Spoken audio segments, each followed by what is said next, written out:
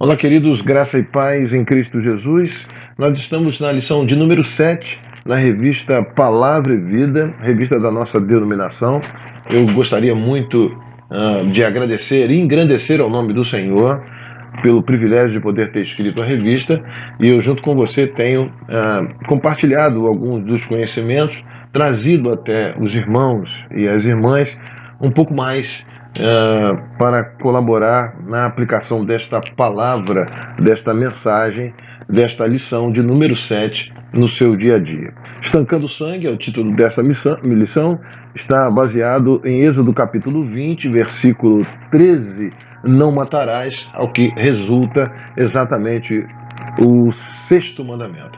Nesse sexto mandamento, Deus é incisivo, é imperativo o seu posicionamento, a sua ordem, né, para que não haja morte, para que não haja matança, para que esse banho de sangue que eu e você temos testemunhados ao longo da nossa existência, em especial aqui no Brasil, com mais de 500 anos, nós testemunhamos esse banho de sangue através da violência, de armas, não apenas a violência física, também nós vemos isso em violências conceituais, né?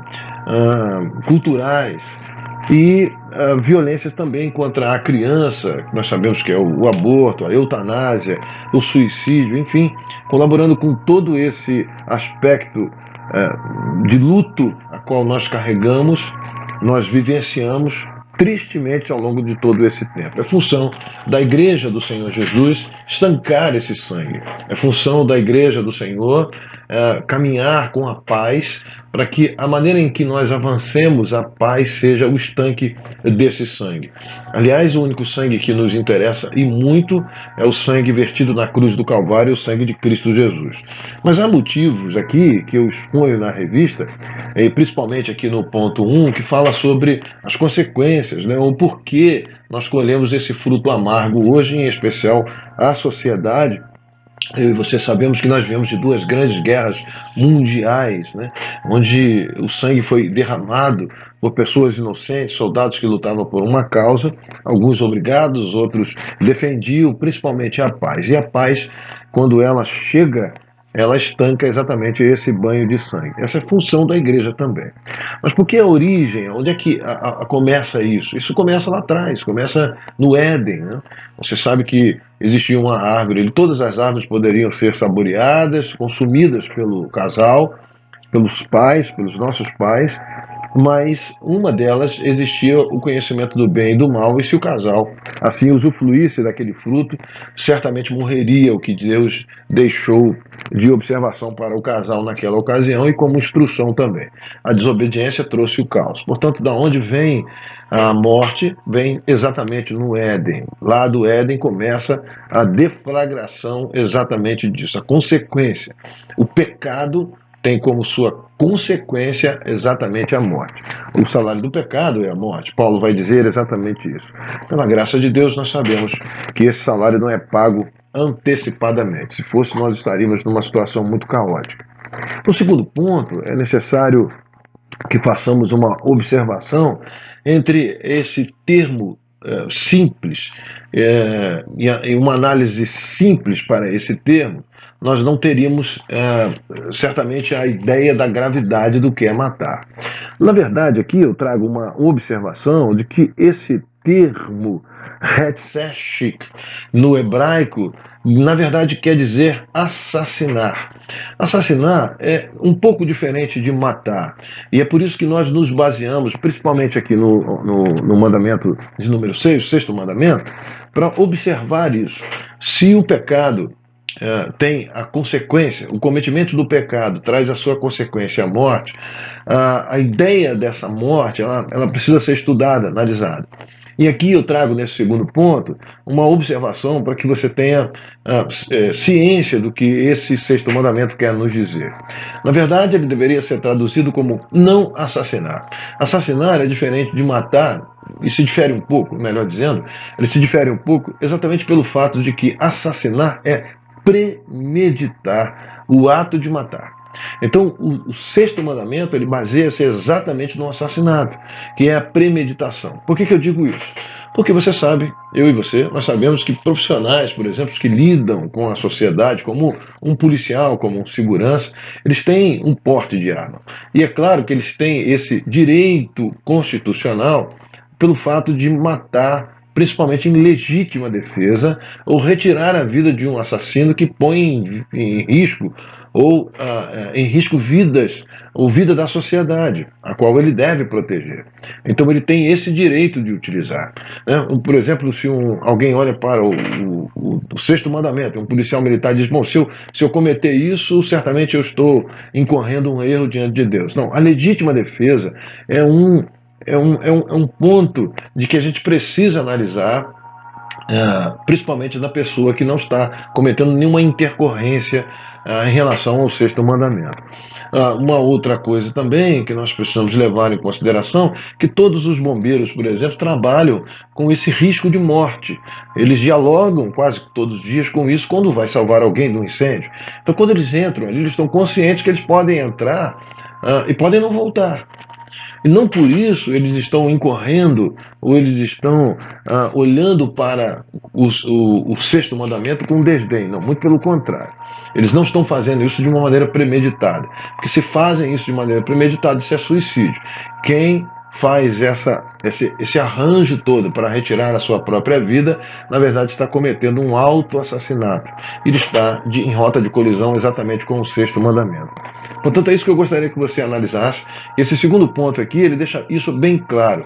Não é um ato de matar, mas o ato de assassinar, em que Deus tem uma dificuldade muito grande para nos perdoar em relação a isso, viu?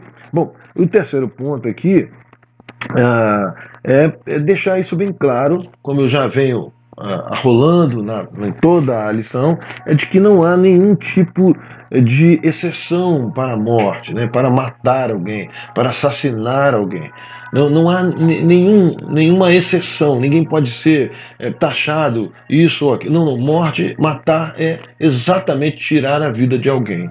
E esse retirar a vida de alguém, nós nos colocamos no lugar de Deus. Se puder evitar, se um policial militar puder evitar até a última instância, certamente, utilizando como última instância esse ponto, nós sabemos que esse policial não está infringindo em nenhum momento o sexto mandamento. Mas se ele premeditar, certamente ele não entrará no reino dos céus. Então, olhe para o terceiro ponto e nós veremos que todo suicídio, toda morte premeditada, todo aborto, toda a eutanásia, isso tudo não está nas nossas mãos. Nós não temos o direito de retirar a vida de ninguém. Isso está na mão de Deus. Você veja que alguém inventou os métodos para evitar, né, a gravidez, contraceptivos, melhor dizendo, eu esqueci essa palavra, me perdoe, mas esses métodos contraceptivos, eles vêm colaborar para que haja um agendamento, né, na vinda de filhos a uma determinada família.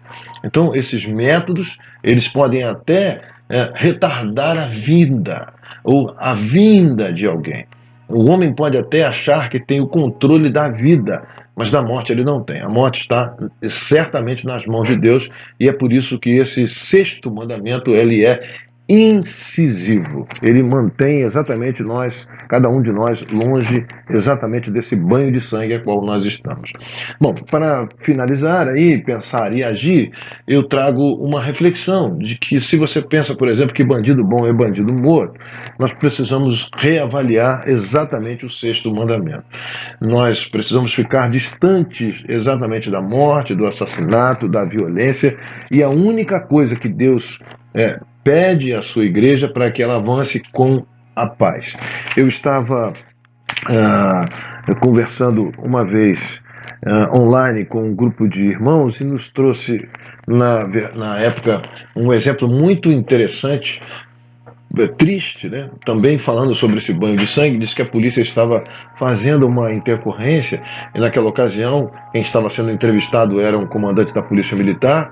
E ele dizia que ele estava entrando dentro de uma comunidade e havia uma troca de tiros intensa, né?